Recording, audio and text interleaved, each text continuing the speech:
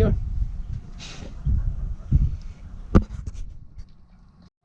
So boat projects never seem to end, and what we've done today is we've went ahead and removed our old grungy stove here, and it's just gross in here. So we're going to be spending a little bit of time cleaning this out, prepping for our new stove. Let's see here. So we just actually took the old stove out through the companionway here. We used our main halyard. As you can see, it's kind of rigged up over there. Look at that shirt. All right. Working shirt. So it just got done raining, and it's actually not that hot out here, but it's so humid. It's crazy. So now we're kind of sweating balls.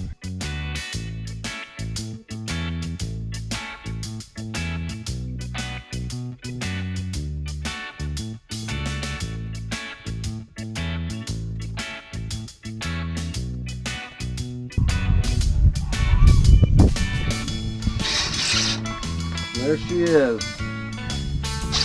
Tell you, it looks a lot cleaner than the one we got.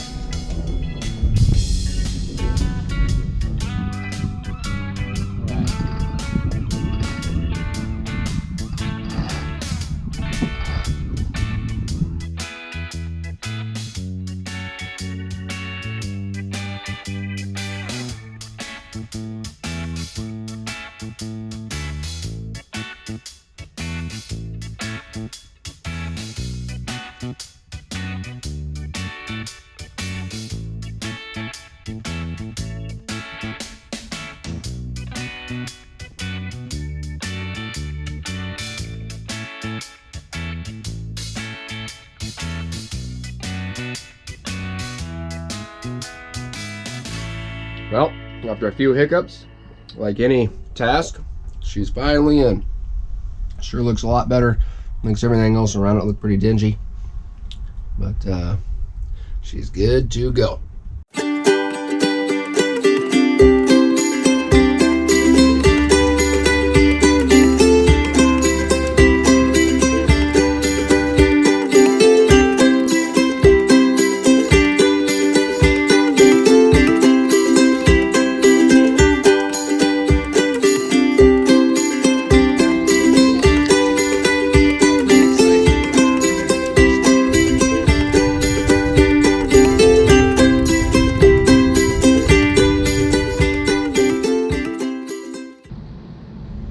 So today we're going to do a little engine maintenance. Next week we're hoping to actually finally hit the San Juans, go out for a couple nights. So I figure it's probably a good idea to make sure our engine is working properly. So I'm going to set the camera up, and I'm going to just disassemble all the sides here, get good access, and get it all on camera and show you guys what I'm doing. Really have no idea what I'm doing, but I'm going to make a good attempt. Hopefully we can do the impeller today, the oil, we'll check some strainers, we'll just get in there, we'll see what we can do. I got a stack of some spares that I found on the boat that I'd like to use, and see if I can find a home for them. So let's get in there and take a look.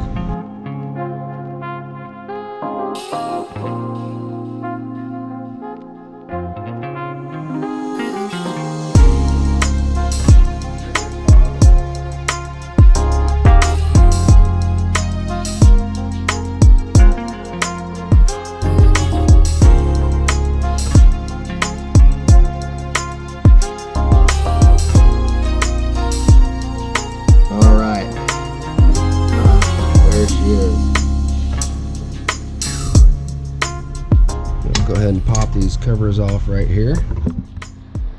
And I thought I would have seen an oil filter, or I'm sorry, an air filter right there. But I'm seeing nothing. So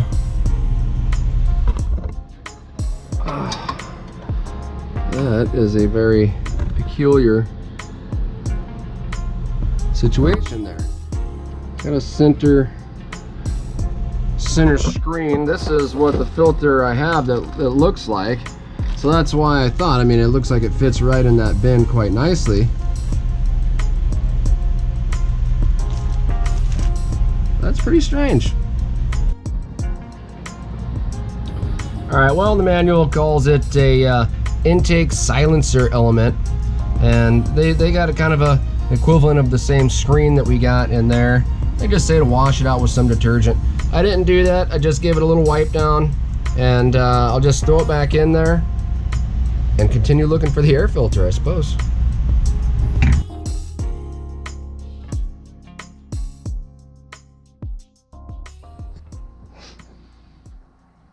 So recently we experienced some overheating on our engine. It doesn't come as too much of a surprise. During the survey, it was actually noted that on high RPM, the engine had started to overheat, but just by backing off of the RPMs, it seemed to actually cool itself. And when we made the boat ride up here from Anacortes, it was a 6-hour just motor. We kept it about 2,000 RPM. She held pretty good. We had a little, we got a heat gun, and it didn't seem to be any overheating. But recently we just went out and some alarms started sounding. I was kind of getting on it pretty good, getting out of the marina. It was just some difficulties, so I was revving it up pretty high. And I think that actually brought on an overheat issue. So really what we need to do is do some engine maintenance first and foremost before we do any more sailing or practicing of any sort. So I've already got the oil cooler out right here. It's been corroded pretty good, so we're just going to go ahead and order a whole new one of these right here. And then the heat exchanger, from what I can tell, I've been reading up with some of my manuals here, and it looks like this is an entire assembly, but inside here should be a tubular structure that I'm hoping I'll just be able to slide out, and we're going to take it into a radiator shop.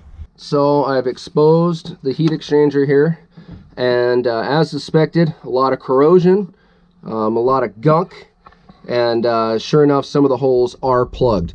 So I was in hopes that this unit right here would just slide on out. However, maybe due to corrosion, what I've done is let's come around to the other side here, I'll show you.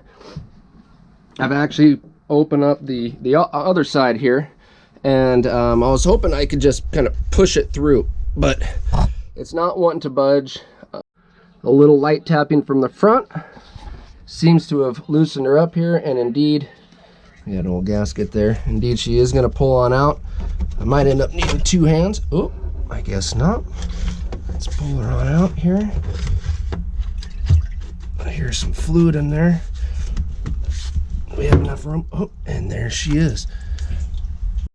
So initially we were told that the motor actually only had right around 2,100 hours. We look down here, move the camera up here. That's what she reads, and that's what was put in the survey.